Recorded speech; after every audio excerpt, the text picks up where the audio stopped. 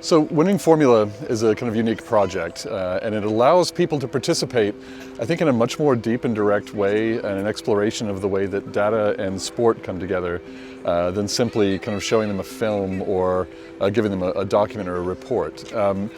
We've developed something really special as part of this project. It's an actual sports page, a sports newspaper from 2018 that was specifically chosen to give people an artifact, a kind of handle on a future that they can pick up, they can immerse themselves in, and in a way that's a very familiar kind of form, a familiar object in this kind of discussion.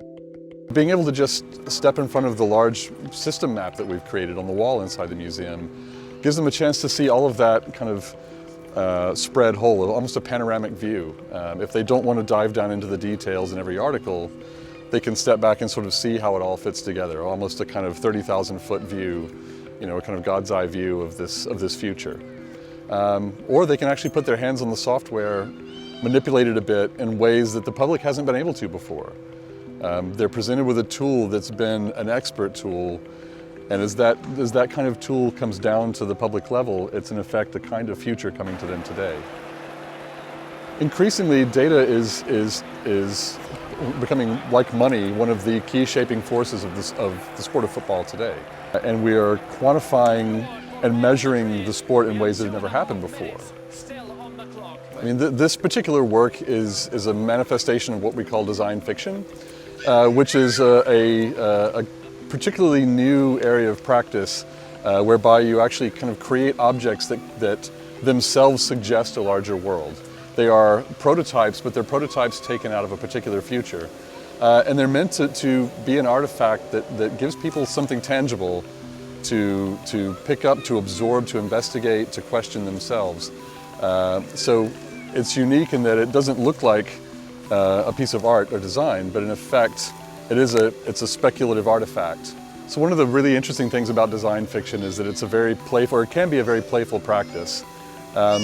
And in this case, we've actually taken it out into the city, not just left it sort of sitting in the museum as a work, but taken it out to places that are culturally relevant to the form of a sports page. Put it in betting shops, newsstands, taxis, on trams, in part to kind of let it fulfill its additional function, and that is as a slightly uncanny artifact in the real world. The kind of world and the scenarios that we've built inside the project, and in particular the newspaper, were fairly rigorously constructed. We took a lot of time and looked not just at, again, the kind of core trends that are happening around the sport itself. We looked at broader technology. We looked at society. It's a global game, so we weren't just looking at the UK or England or one league. We were looking at the whole system worldwide. It's not a prediction. It's not even really a forecast. It's a narrative that invites people in to explore a richer world.